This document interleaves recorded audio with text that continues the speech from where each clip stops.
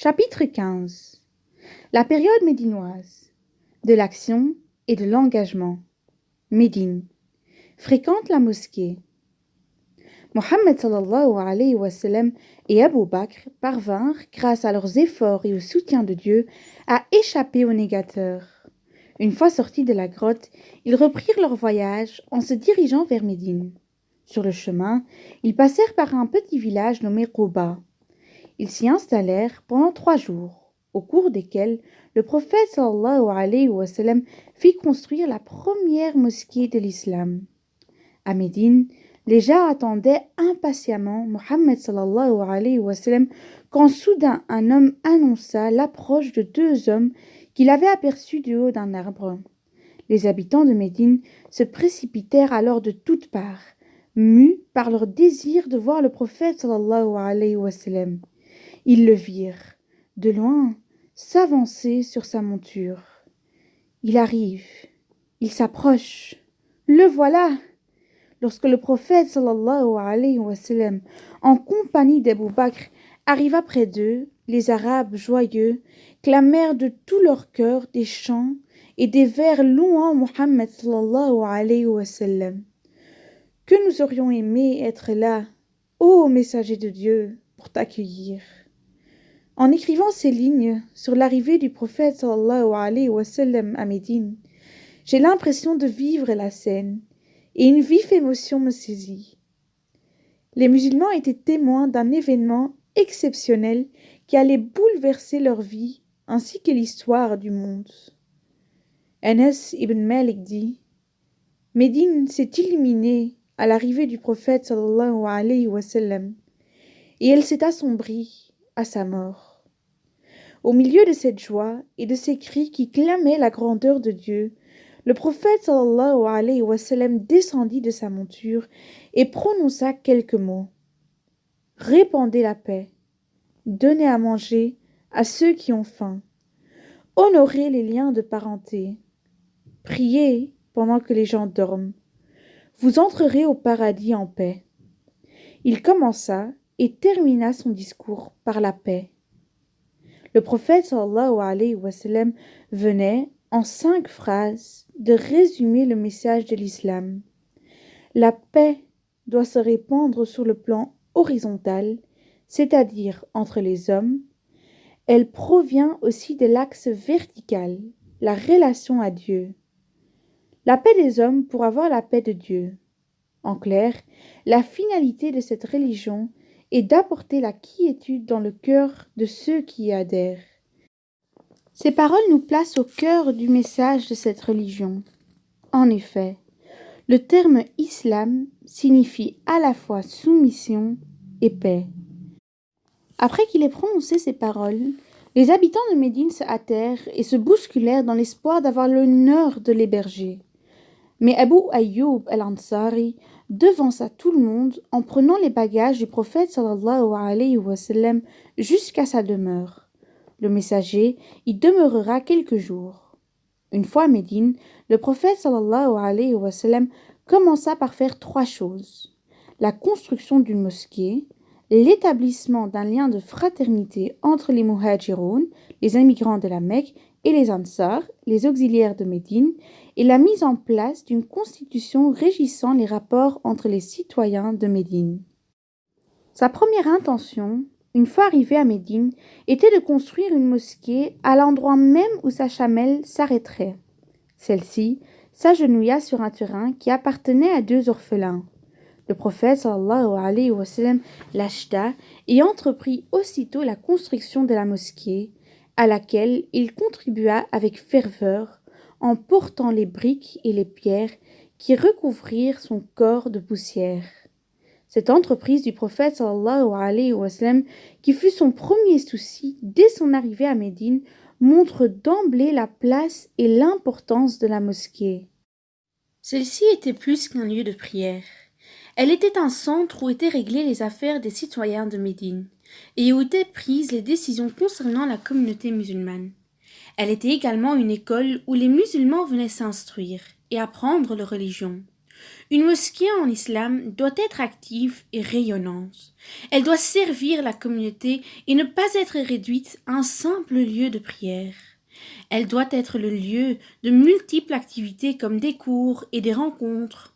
En d'autres termes, elle doit être attractive. Les maisons de Dieu occupent une place très importante en islam. D'ailleurs, le prophète sallallahu alayhi wa sallam rappelle en ce sens: celui qui bâtit une mosquée pour la cause de Dieu, même si elle est aussi petite qu'un nid d'oiseau, Dieu lui construira une demeure au paradis. Il dit également: la prière en commun surpasse de 27 degrés la prière faite par le rang qui prie seul. Hormis pour les femmes, pour lesquelles le messager a rappelé que la prière dans leur demeure était préférable à la prière à la mosquée. Ainsi, dit-il, n'empêchez pas les femmes de se rendre à la mosquée, mais leur demeure reste meilleure pour la prière.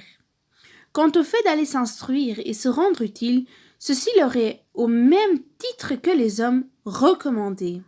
Les maisons de Dieu sont des lieux incontournables pour l'entretien de la foi. Celui qui ne les fréquente pas verra la lumière de son cœur s'affaiblir.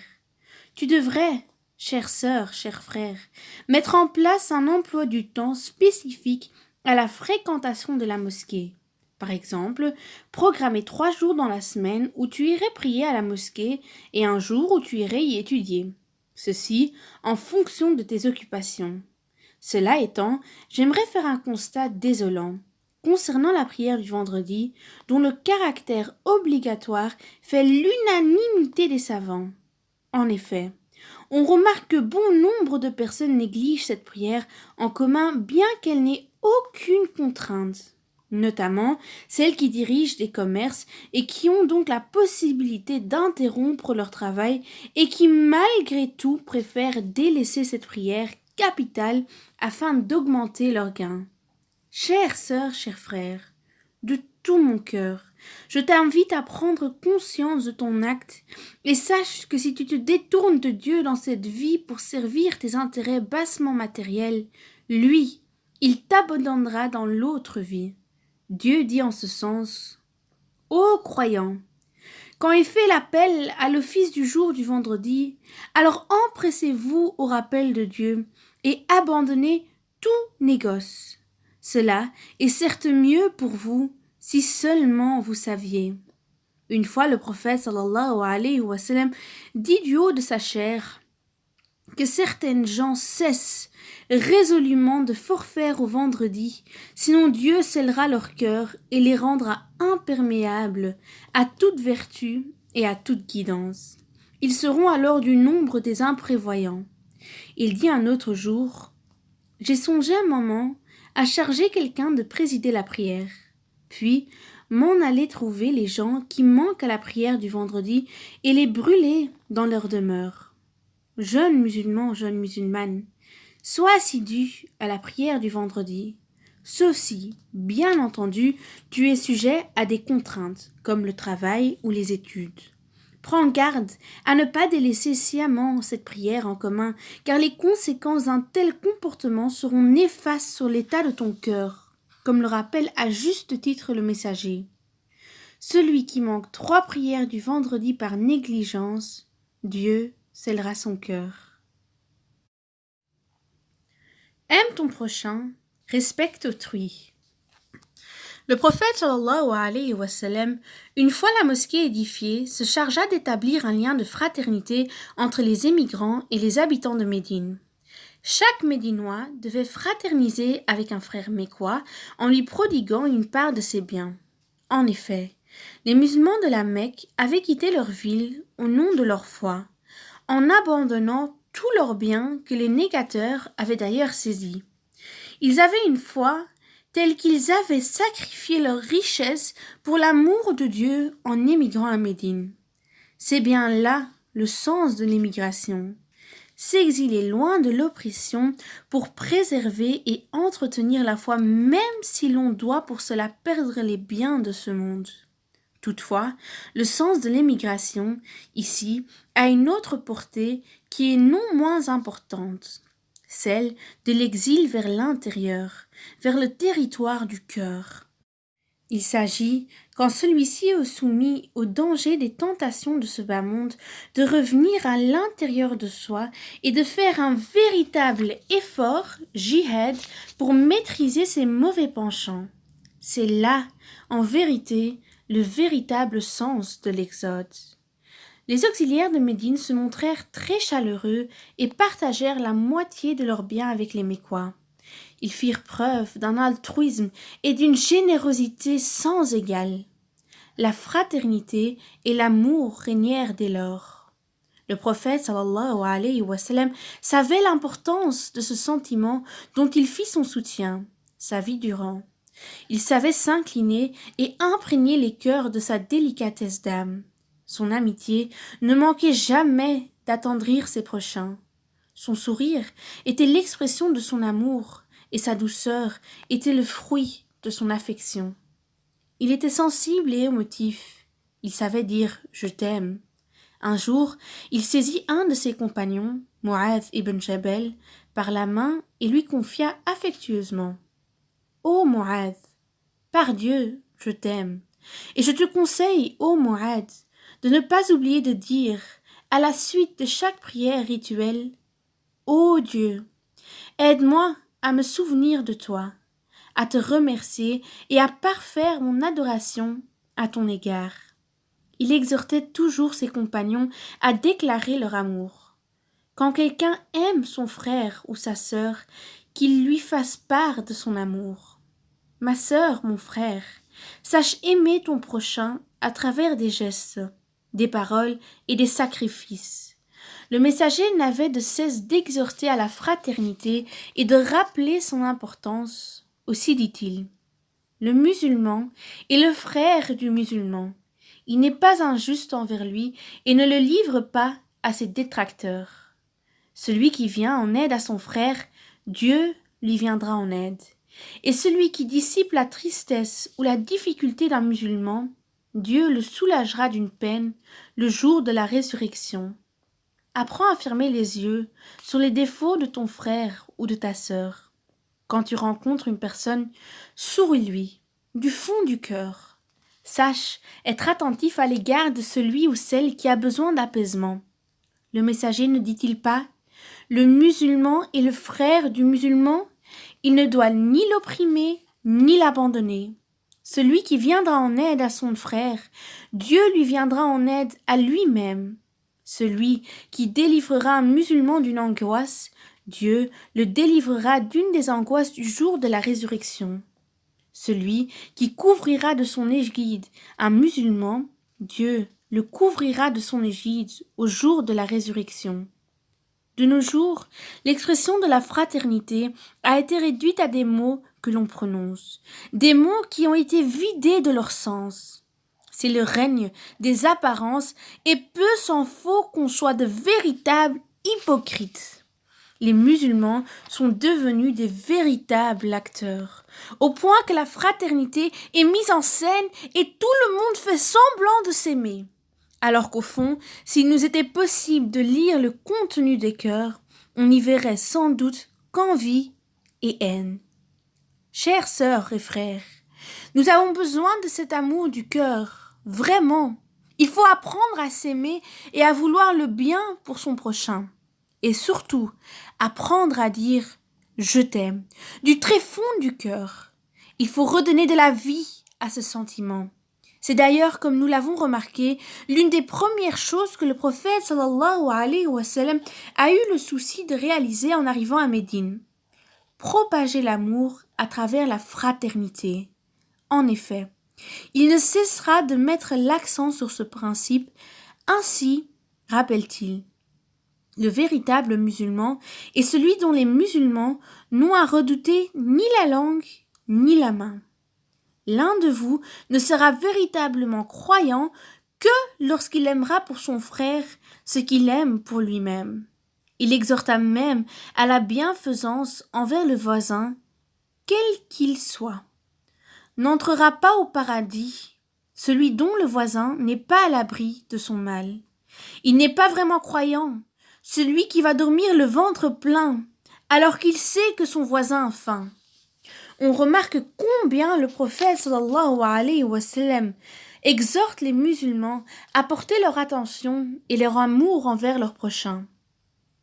La troisième chose que Mohammed sallallahu alayhi wa sallam voulut réaliser, après avoir tissé les liens de fraternité entre al-Muhajiroun, les émigrants, et les Ansar, était l'établissement d'une cité-État à Médine en instaurant une constitution qui permettait de régir les rapports entre citoyens sur le principe du respect et du soutien mutuel. Il faut ici rappeler que Médine était constituée principalement de deux communautés, les musulmans, Muhajiroun et Ansar, et les juifs. De ce fait, il joignit à cette constitution qui établissait les principes sur lesquels devait être basée la relation entre les musulmans un pacte de coopération avec les juifs, les considérant ainsi comme des citoyens à parts entières ayant les mêmes droits et devoirs que les autres citoyens de Médine et jouissant pleinement de la liberté de culte. Parmi les articles de ce pacte figurait l'article suivant. Les Juifs des Banu Aouf forment une communauté avec les croyants. Aux Juifs leur religion et aux croyants la leur. Les Juifs et les musulmans se doivent soutien mutuel contre quiconque combattrait les gens adhérents à cet écrit. Sahifa. Les deux parties se conseillent mutuellement et leurs relations s'établiront sous le signe de la droiture, tout acte blâmable étant proscrit. Aucune partie ne fera préjudice à son allié. La partie subissant une injustice sera aidée. On voit que les principes de la démocratie dont se vante l'Occident depuis ses lumières du XVIIIe siècle étaient déjà appliqués au VIIe siècle par le prophète sallallahu alayhi wa sallam. On remarque aussi que le prophète sallallahu alayhi wa sallam veillait à ce que les Juifs jouissent de la liberté de culte. Il n'y a donc pas d'antisémitisme en islam. Que ceux qui font la sourde oreille l'entendent bien. Chères sœurs, chers frères, un musulman doit respecter les autres, quelles que soient leurs convictions, et ne doit s'opposer qu'à ceux qui sont injustes. Aujourd'hui, nous sommes fermement contre la politique des Israéliens, non pas parce qu'ils sont juifs, mais parce qu'ils oppressent nos frères palestiniens. On n'est jamais contre la foi d'une personne, mais contre ses actes lorsqu'ils sont injustes. Le prophète sallallahu alayhi wa sallam respectait toute âme humaine, mais il se montrait ferme avec ceux qui attaquaient la religion de Dieu. Un jour, un cortège funèbre passa devant le prophète sallallahu alayhi wa sallam et celui-ci se leva en signe de respect à l'égard du défunt. Surpris, ses compagnons lui rappelèrent que le mort était un juif. Mais le prophète sallallahu alayhi wa sallam répondit: Ne s'agit-il pas d'une âme humaine? Le Coran également viendra rappeler le principe du respect et de la justice. Ô vous qui croyez, soyez fermes dans l'accomplissement de vos devoirs envers Dieu et impartiaux quand vous êtes appelés à témoigner. Que l'aversion que vous ressentez pour certaines personnes ne vous incite pas à commettre des injustices. Soyez équitables, vous n'en serez que plus proche de la piété. Craignez Dieu. Dieu est si bien informé de ce que vous faites.